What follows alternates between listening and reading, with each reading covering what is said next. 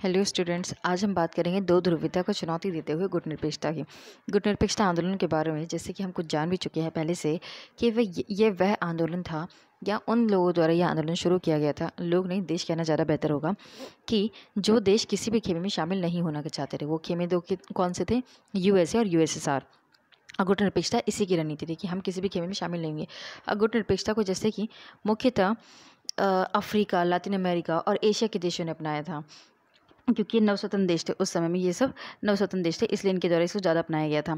उसके बाद जब हम बात करते हैं कि इसकी स्थापना किसके द्वारा की गई थी, तो गुटनिरपेक्षता आंदोलन की स्थापना में मुख्यतः 5 देशों का नाम आता है, जिसमें यूगोस्लाविया के Joseph bras Tito, Jawaharlal Nehru, मिस्र के गमाल अब्दुल नासिर खान और इनके अलावा इंडोनेशिया के सुकर्नो और घाना के वामे एनक्रुमा ने इसका समर्थन किया था।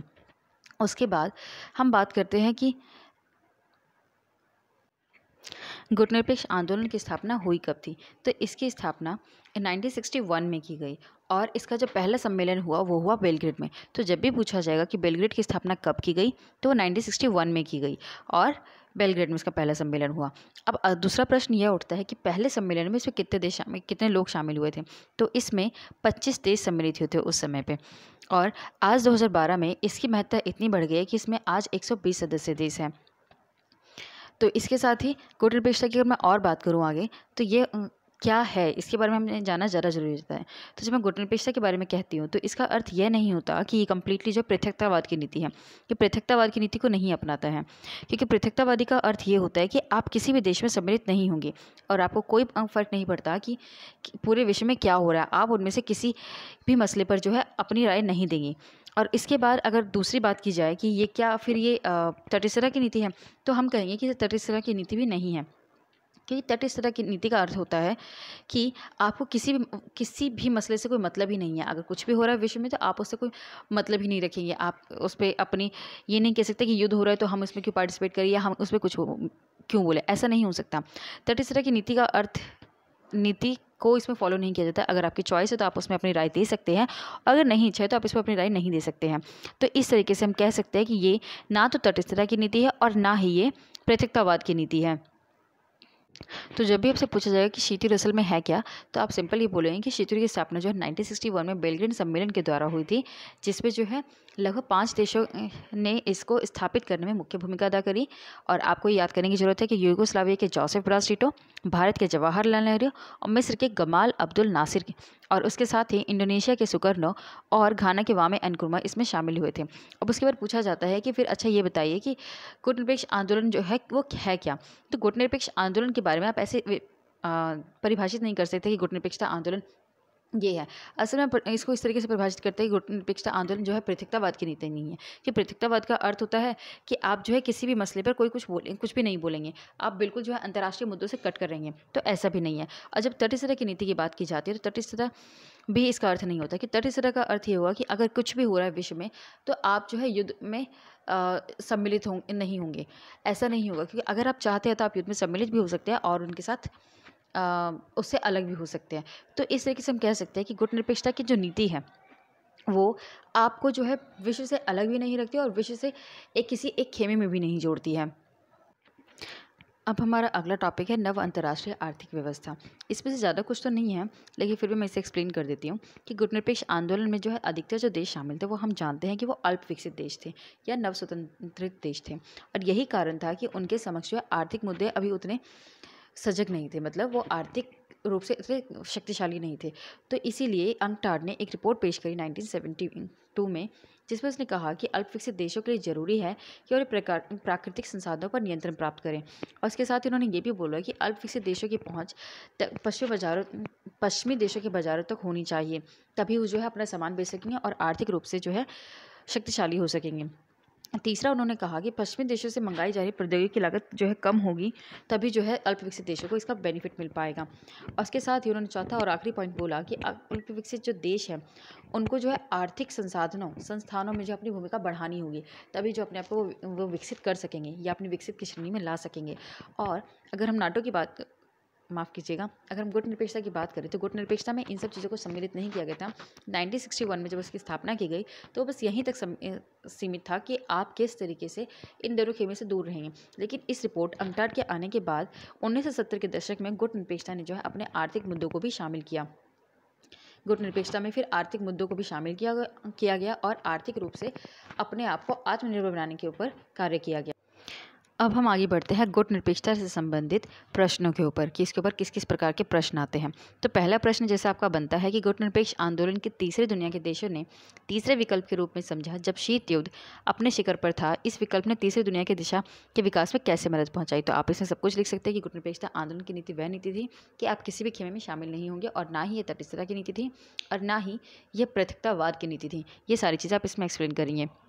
और इसी को एक और दूसरे तरीके से क्वेश्चन दिया गया है आपकी बुक में कि 1970 के दशक में नव अंतर्राष्ट्रीय अर्थव्यवस्था का मूल्यांकन कीजिए।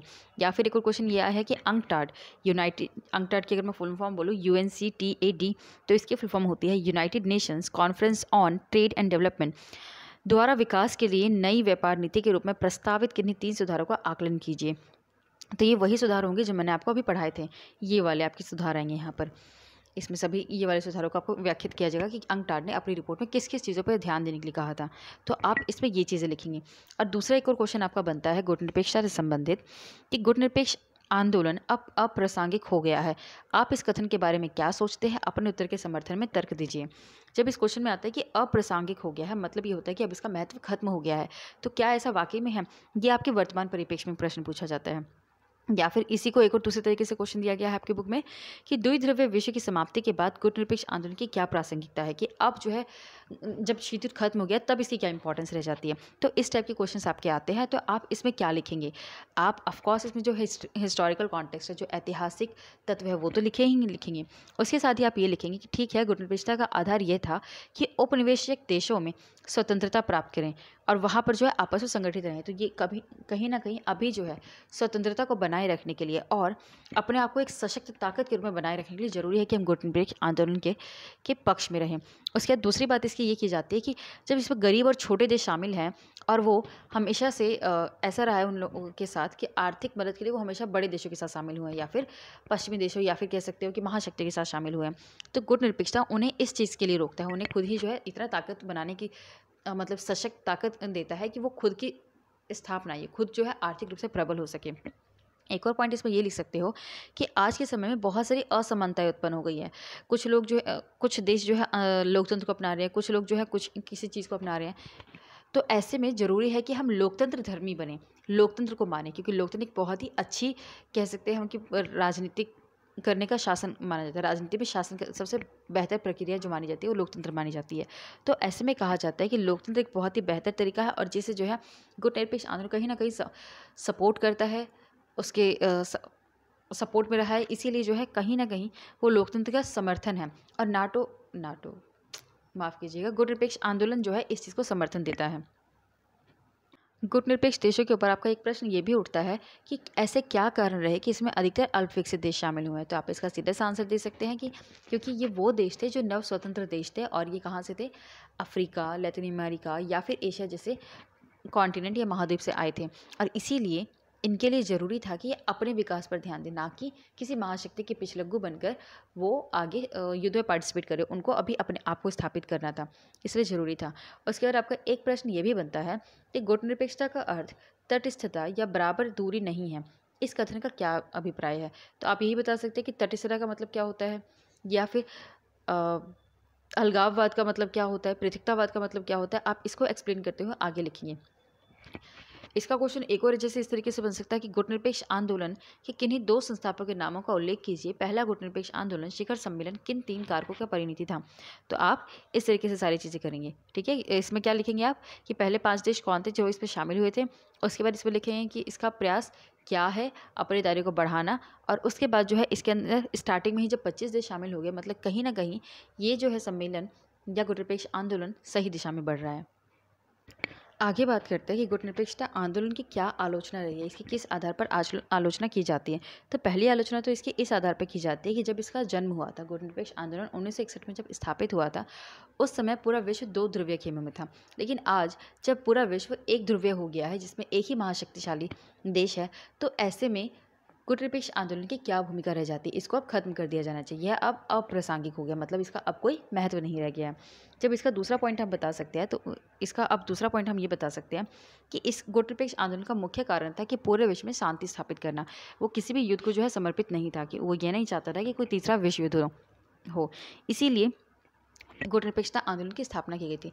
लेकिन हमने देखा कि गुटनिरपेक्ष आंदोलन की स्थापना के बावजूद उसके बाद भी इराक, कुवैत जैसे खाड़ी देशों में जो है युद्ध हुआ। उसके साथ ही यूगोस्लाविया का विघटन हो गया, बल्कि यूगोस्लाविया खुद जो है इसके संस्थापक देशों में सम्मिलित था।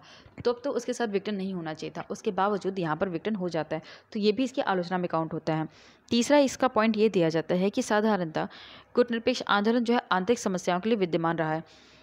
आंतरिक समस्याओं में विद्यमान रहा है। क्यों? क्योंकि इसकी मेंबरशिप की बात की जाती है। जब इसमें किसी देश को सदस्यता इसकी लेनी होती है, तो इसमें कोई सर्वसम्मति नहीं ली जाती, इसका कोई और ही तरीका अपनाया जाता है। इसमें सर्वसम्मति के आधार पर निर्णय नहीं लिए जाते हैं। तो ये चीज़ें कहीं ना कहीं से अलोकतांत्रिक दिखाती है कि इस पर जब सदस्यता आपको लोकतांत्रिक आधार पर दी ही नहीं जा रही है, सदस्यता इस आधार पर निर्धारित नहीं की जा रही कि अधिक लोग किसे पसंद कर रहे हैं, तो इस तरीके से आपका गुटनिरपेक्ष आंदोलन खत्म होता है। और मेनली गुटनिरपेक्ष आंदोलन से क्वेश्चंस आते हैं। अंकटाट की रिपोर्ट से क्वेश्चंस कम आते हैं, लेकिन गुटनिरपेक्ष आंदोलन से आपके क्वेश्चंस बहुत आते हैं। इसलिए आपको इसके ऊपर ध्यान देने की ज़रूरत है। और बाकी देखते रहिए एपेक्स क्लासेस को और बने रहिए मेरे साथ।